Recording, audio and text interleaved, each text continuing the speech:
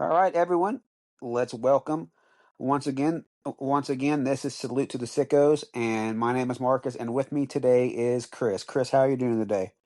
Hi, I'm doing great, man. I'm happy to be here. Looking forward to the show. Listened to the show with Jess. It was really fun, really entertaining. All right, so let's start. I like to basically start with how you got introduced to wrestling. Uh, Man, I have been watching wrestling for honestly longer than I can remember. My dad, my brother, they both watch wrestling.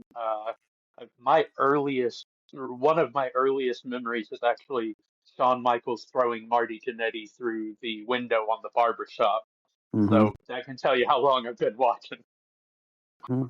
Okay.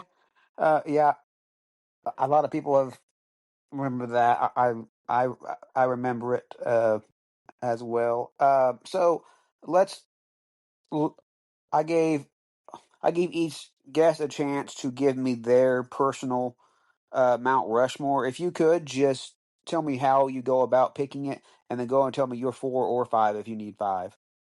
Oh man, Mount Rushmore is always so hard because like when you think about the actual Mount Rushmore, it's not necessarily the best presidents of all time. It's the most influential. So it's one of those where like, man, you almost have to put some scum-sucking jerks on there like Mm-hmm. Vince McMahon or Hulk Hogan. So I don't like doing that. So I'm just gonna give my top five, my favorite wrestlers of all time.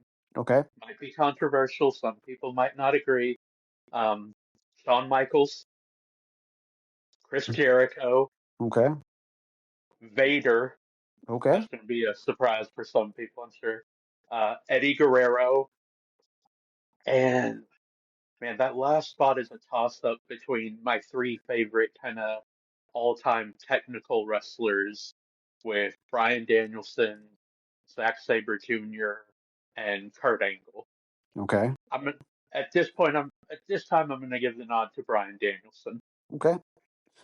Jess had also Jess also had Brian Danielson. So tell me why exactly you chose Vader for.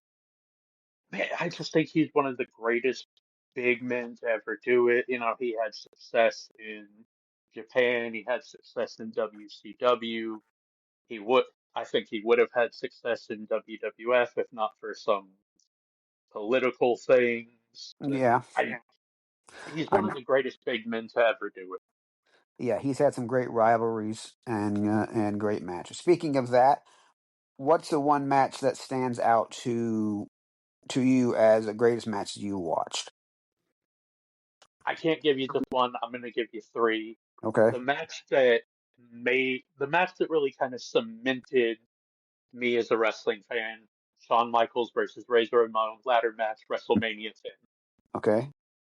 Um, Best match I've seen recently. Just it was a match that made me almost revert back to childhood before I knew, like, okay, this is predetermined. This is this. Kazuchika Okada versus Will Ospreay in the 2019 G1 Climax. Okay. Those two guys always work so well together, and that was one of those matches where I was just enthralled, and the commentary does a great job. It's a match I would highly suggest to seek out. And then my favorite match live, Tetsuya Naito versus Kazuchika Okada, night two of Wrestle Kingdom 2020. Okay. It was just, it, it was Naito's big moment. He finally won the big one in the Tokyo Dome. The place exploded. It was just like it was the most incredible moment I've been there for. Mm-hmm. So yeah, those would be my top three. All right. So let's talk AEW. How did you get into AEW? Did you join it first, or did you Oh hear yeah, about it? I was in from the get. I was a fan of Bullet Club and the Elite in New Japan. I watched as much ROH as I could at the time. So when they announced the first All In, I was all in. Hmm. for that. And then, when AEW got announced, again, I was all in Hmm. for it. I've been watching since the very first Double or Nothing. So what wrestler drew you over? Mine was Jericho. I didn't think they'd land a big name like Jericho, and they did. What name? What name brought you over? I would say the Elite for me. Like, I was already a fan of being the Elite and what they were doing in New Japan. Kenny Omega, one of the best wrestlers, I think, of all time. And if you don't agree with that, okay, I don't care. uh, yeah, I like the Young Bucks. I do think they are one of the greatest tag teams ever. I like Hangman Page. Like, I enjoyed everything they were already doing in New Japan. I really enjoyed All In. For the most part, there were a few things that I was like, maybe we didn't need the penis druids. Hmm. Yeah, But uh, I have my own thoughts on the Young Bucks, but I definitely think that core group is what really helped bring it over. And of course, Cody at the time, I, I can't deny Cody the fact that he helped bring AEW to realization. oh Um, yeah, for sure. so tell me, how do you feel about Tony Khan? He's kind of off and on with me. There were some rough patches with them, but I think he's grown. What do you think about Tony Khan?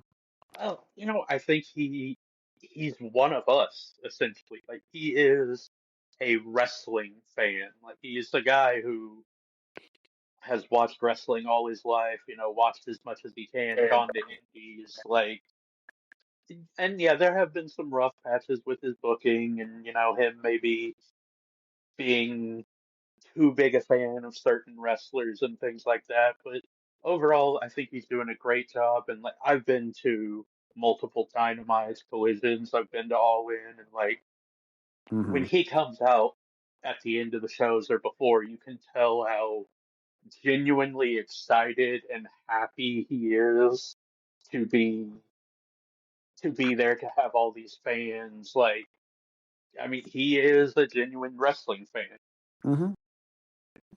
I will say that. So it's been going for 6 years now.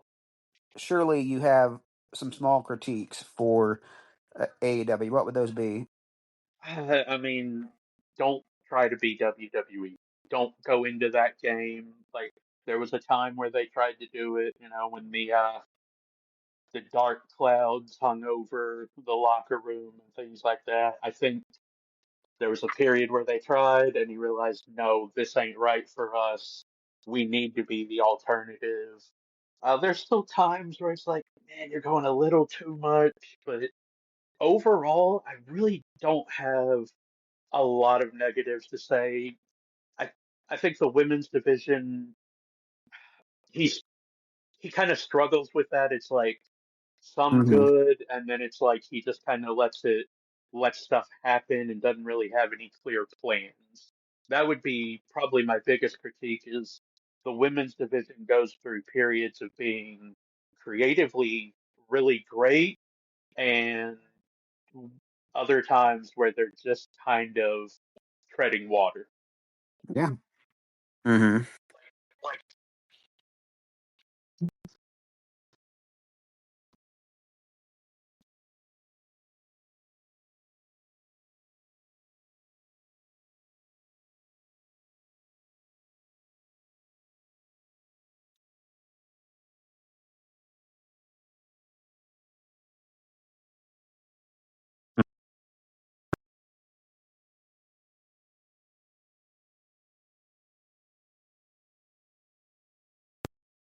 Hmm.